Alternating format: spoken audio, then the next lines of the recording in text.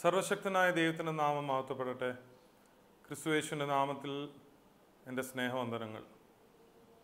സഹോദരി സഹോദരന്മാരെ, ഇന്ന് സമയത്തെ അധിഷ്ഠിതമാക്കി നമ്മൾ നോക്കുകയാണെങ്കിൽ രണ്ട് വിഷയങ്ങൾ ഇവിടെ സംസാരിക്കുവാൻ ദൈവം എന്നോട് പ്രചോദനം നൽകുന്നു. ദൈവം പറയുന്നത്, ഞാൻ ഇന്ന് റിട്രീറ്റ് നടത്തുമ്പോൾ പല സ്ഥലത്തും കാണുന്നൊരു വിഷമത, പലയിടത്തും ചോദിക്കുമ്പോൾ അവർക്കതിൻ്റെ അറിവുകേട് കാണുന്നു. രണ്ട് വിഷയങ്ങളിൽ മെയിനായിട്ട്, ഒന്ന് നമ്മുടെ പള്ളികളിൽ കാണുന്ന പ്രദക്ഷിണം. എന്തുകൊണ്ട് നമ്മൾ പ്രദക്ഷിണം നടത്തുന്നു? എന്തിനാണ് പ്രദക്ഷിണം ചെയ്യേണ്ടത്?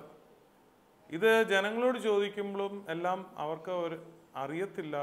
പലരും പറയുന്നത് ഞങ്ങളുടെ സ്വാർത്ഥ താല്പര്യങ്ങൾ അവിടെ പറഞ്ഞുകൊണ്ട് പ്രാർത്ഥിച്ചുകൊണ്ട് ആ പ്രദക്ഷിണത്തിൽ നടക്കുന്നു, ഞങ്ങളുടെ കാര്യങ്ങൾ നടന്നു കിട്ടാൻ വേണ്ടി പ്രദക്ഷിണങ്ങളിൽ ഞങ്ങൾ പങ്കെടുക്കുന്നു, വിശുദ്ധന്മാരോടുകൂടെ വിശുദ്ധന്മാരെ പോലെ ജീവിക്കണമെന്നാണ് പല അച്ഛന്മാരും പറയുന്നത്. അതുകൊണ്ട് അതുപോലെ ഞങ്ങൾ നടക്കുന്നു.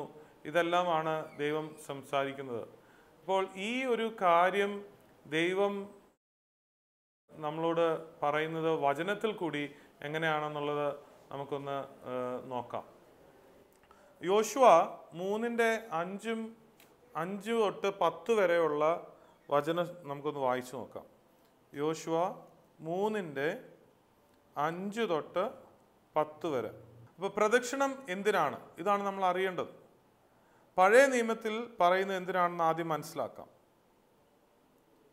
പിന്നെ യോശുവ ജനത്തോട്, നിങ്ങളെ തന്നെ ശുദ്ധീകരിപ്പീൻ, യഹോവ നാളെ നിങ്ങളുടെ ഇടയിൽ അതിശയം പ്രവർത്തിക്കും എന്ന് പറഞ്ഞു. അപ്പോൾ രണ്ട് കാര്യം അവിടെ യോശുവ പറയുന്നത് ജനത്തിനോട്, നിങ്ങളെ തന്നെ ശുദ്ധീകരിപ്പീൻ, യഹോവ നാളെ നിങ്ങളുടെ ഇടയിൽ അതിശയം പ്രവർത്തിക്കും എന്ന് പറഞ്ഞു.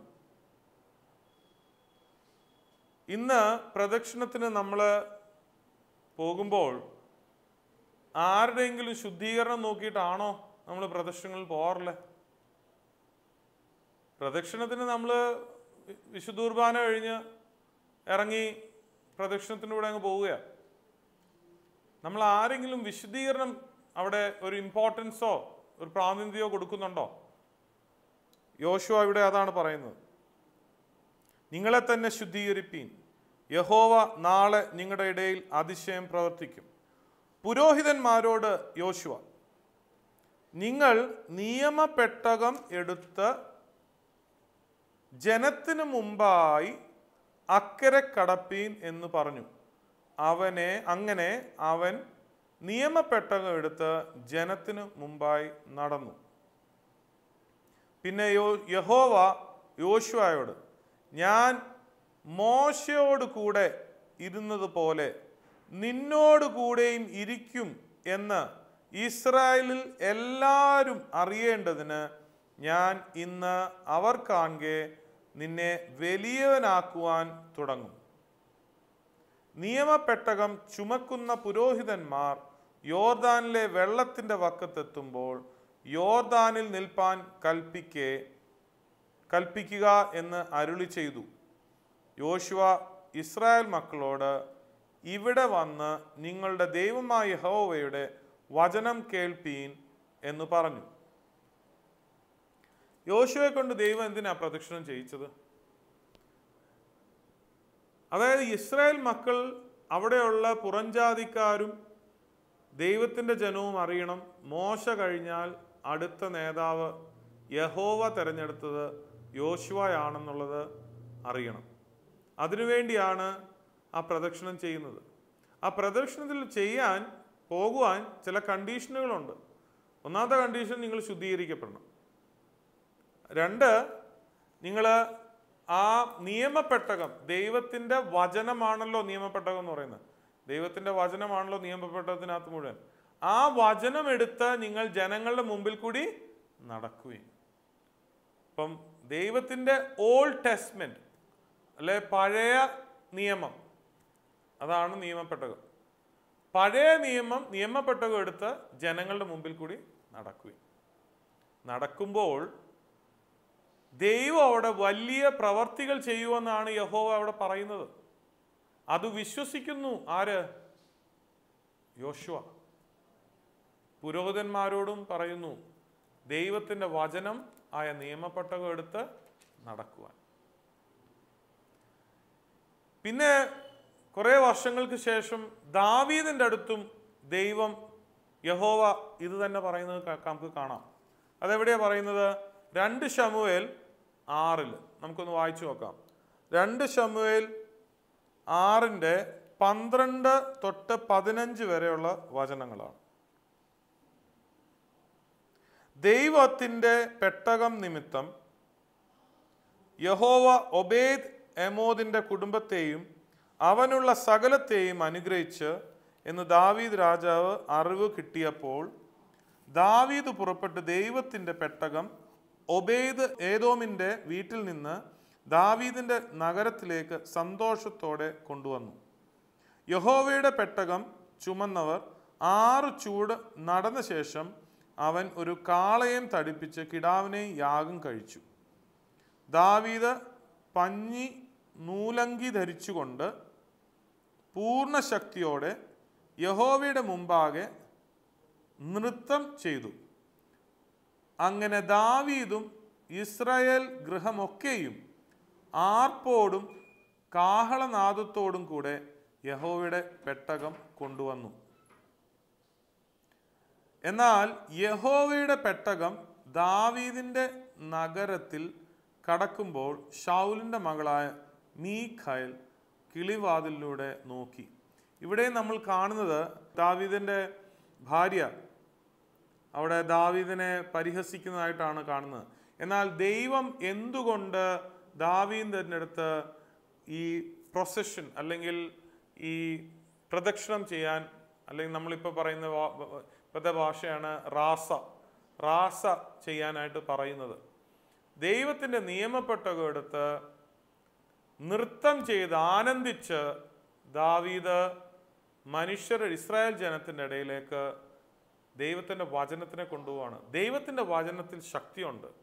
ദൈവത്തിൻ്റെ വചനം ജനങ്ങളുടെ ഇടയിൽ കൂടെ പോകുമ്പോൾ അവിടെ വലിയ കാര്യങ്ങൾ, പ്രവർത്തികൾ നടക്കും.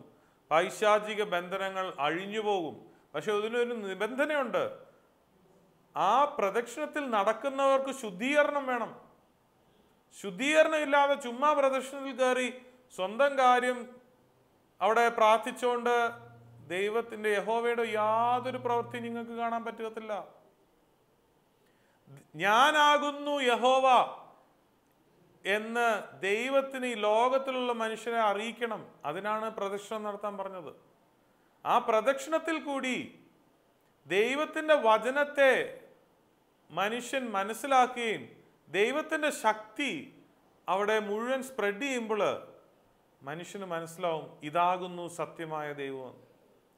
ഇത് പഴയ നിയമത്തിൽ നടന്ന കാര്യമാണ്. പഴയ നിയമത്തിൽ ദൈവത്തിൻ്റെ വചനം നിയമപ്പെട്ടകമായിരുന്നു. അതിനകത്തായിരുന്നു വെച്ചിരുന്നത് ദൈവത്തിൻ്റെ വചനം. എന്നാൽ പുതിയ നിയമത്തിൽ നമ്മുടെ പള്ളികളിൽ പ്രദക്ഷിണം എന്തിനാ ചെയ്യുന്നത്? ദൈവത്തിൻ്റെ വചനമായ ക്രിസ്തുവിനെ ഈ ലോകത്തിന് കാണിച്ചു കൊടുക്കാൻ വേണ്ടിയാണ്. അതായിരിക്കണം നമ്മുടെ എല്ലാം ഡ്യൂട്ടി, നമ്മുടെ റെസ്പോൺസിബിലിറ്റി അതായിരിക്കണം. എന്നാൽ ഇന്ന് പ്രദക്ഷിണങ്ങളിൽ അതൊന്നും അല്ല നടക്കുന്നത്. സാധാരണ നമ്മുടെയൊക്കെ പള്ളികളിൽ പ്രദക്ഷിണം പോകുമ്പോൾ ഏറ്റവും മുമ്പിൽ ഒരു തടിക്കുരിശ് പിടിക്കുന്നത് കാണാം. കണ്ടിട്ടുള്ളവരുണ്ടോ എന്ന് എനിക്ക് അറിഞ്ഞുകൂടാ. തടിക്കുരിശ് ഏറ്റവും ചെറുതായിരിക്കും.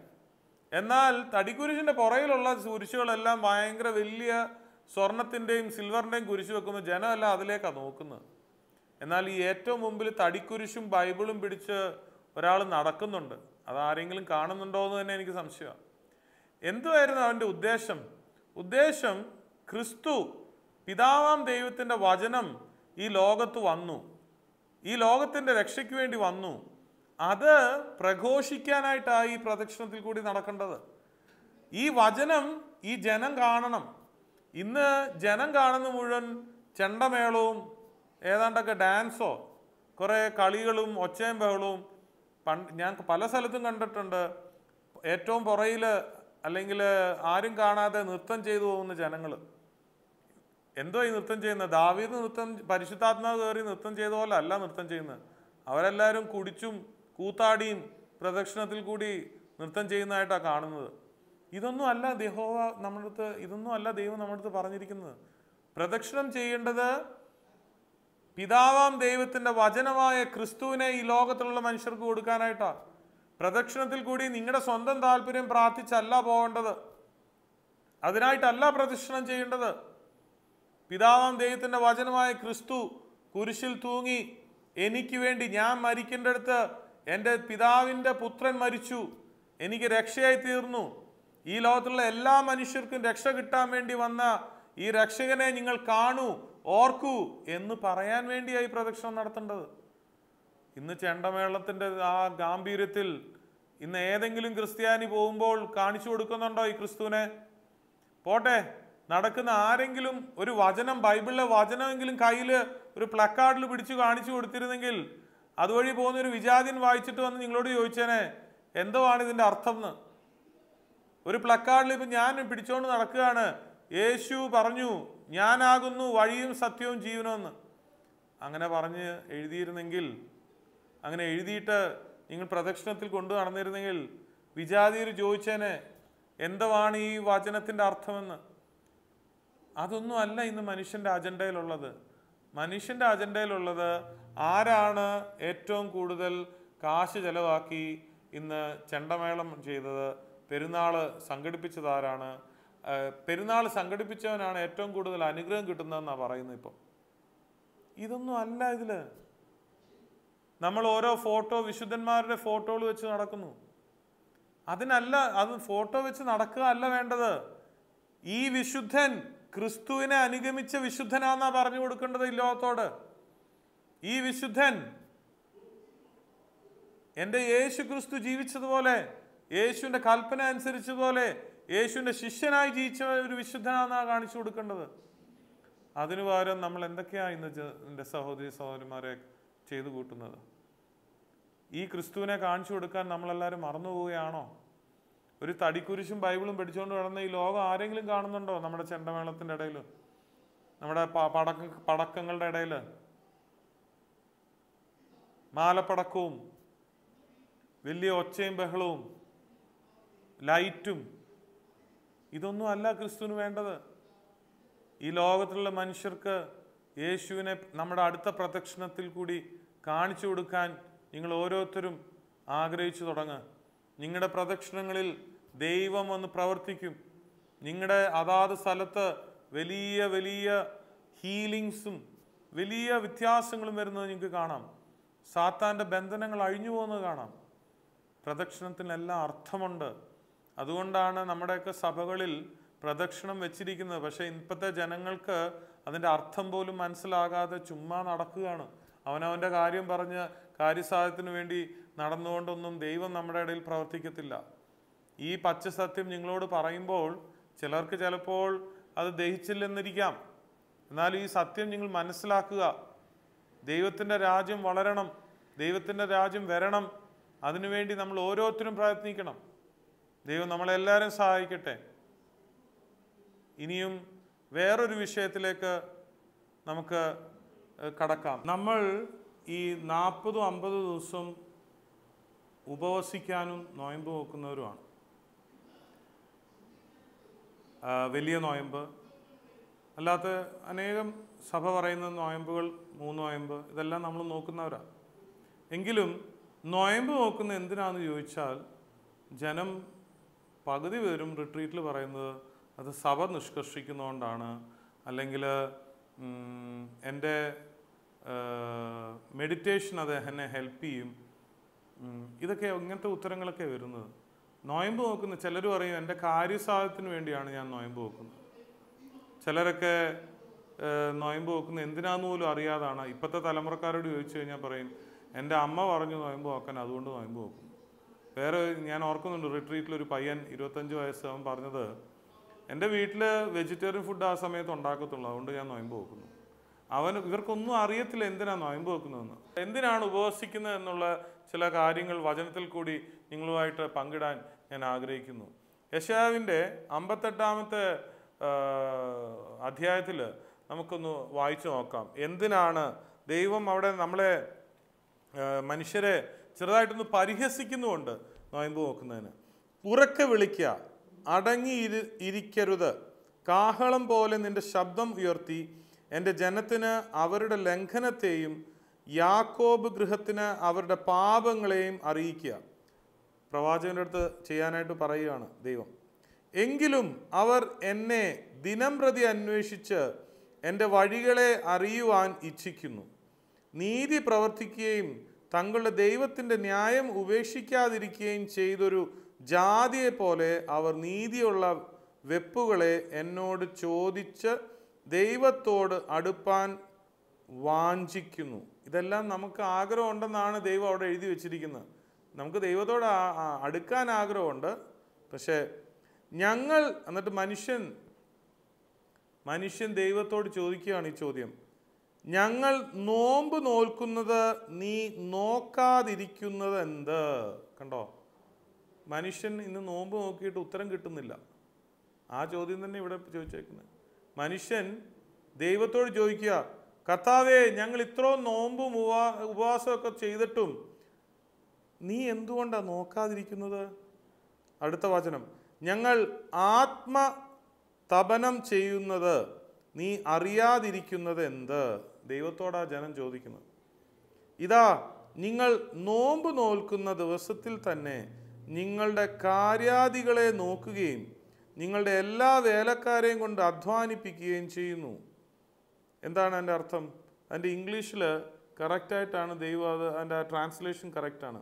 Because in the days of your fasting U seek your own will. നീ ഉപവസിക്കുമ്പോൾ നിന്റെ ഹിതം അനുസരിച്ചാണ്, നിന്റെ ഹിതമാണ് നീ പ്രാർത്ഥിക്കുന്ന മുഴുവൻ.